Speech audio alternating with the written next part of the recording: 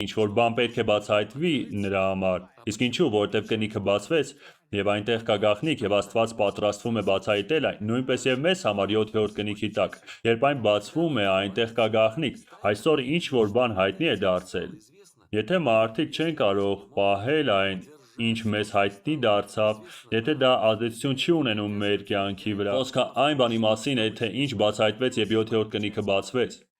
7 որոտները խոսեցին իրենց ձայնով, հրեշտակն ասաց ժամանակ այլևս չի լինի և այլն, և այսպես կան բաներ, միշտ պետք է զգայուն լինել, որովհետև Սուրբ Հոգու առաջնորդությամբ ապրելու համար պետք է զգայուն լինել Հոգու հաղորդագրությունների հանդեպ, և Աստված կարող է ձեզ հետ խոսել շատ տարբեր ձևերով, երբեմն հայտնությամբ, երբեմն դուք ուսումնասիրում եք խոսքը և Աստված ձեզ առաջնորդում և ուղղորդում է, որովհետև ուղեցույցը կառաջնորդի ձեզ ամբողջ ճշմարտության մեջ, և դուք աղոթում եք և ցանկանում եք ճանաչել Աստծո խոսքը, Տեր, ես գիտեմ, որ դու ունես խոսք նախատեսված այս ժամանակաշրջանի համար, սովորեցրու ինձ այս խոսքը, սովորեցրու, թե ինչպես է այն կիրառվում իմ կյանքում, տուր ինձ հավատ, որպեսզի ես կարողանամ գործադրել այդ խոսքը, ոչ թե պարզապես կարդամ դրա մասին, այլ գործադրեմ այդ խոսքը, այնպես, որ Աստված ցանկանում է բերել մեզ այս հաղորդակցության մեջ, և այսպես մենք հիմա խոսում ենք մարդու մասին, որը ցանկանում է ունենալ հարաբերություն Աստծո հետ, որը ցանկանում է ապրել Աստծո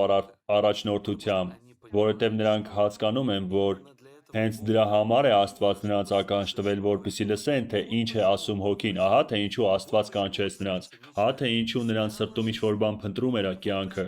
ահա թե ինչու նրանք ցանկանում են իմանալ, թե ովքեր են իրենք և որտեղից են իրենք, ինչու, որովհետև Աստված դրել է նրանց մեջ այդպիսի հատկություն, այնպես որ, երբ դուք սկսում եք հասկանալ սա, ապա Աստծո խոսքը դառնում է ճրագ ձեր ոտքերի համար և լույս ձեր ճանապարհի վրա,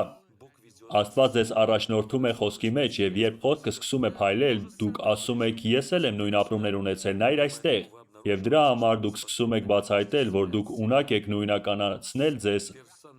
Աստվածաշնչի կերպարների հետ, գիտեք, ես տեսնում եմ ինձ այնտեղ, ես թերի մեջ, ես տեսնում եմ ինձ հռութի մեջ, ես տեսնում եմ ինձ այստեղ, գիտեք, իմ վախերը և այլն, իմ անվստահությունը, ես տեսնում եմ, թե ինչպես է Աստված բարձրացրել ինձ դրանից և բերել այնպիսի կարգավիճակի, որ հիմա ես կարող եմ քայլել հավատքով, երբ դուք սկսում եք նույնականանալ, հենց դա է հարաբերությունը Խոսքի հետ, սա պարզապես խոսք կարդալ չէ, սա հարաբերություն է Խոսքի հետ, որովհետև Խոսքը կենդանի է, այս Խոսքը կենդանի է, իմ խոսքերը հոգի են և կյանք,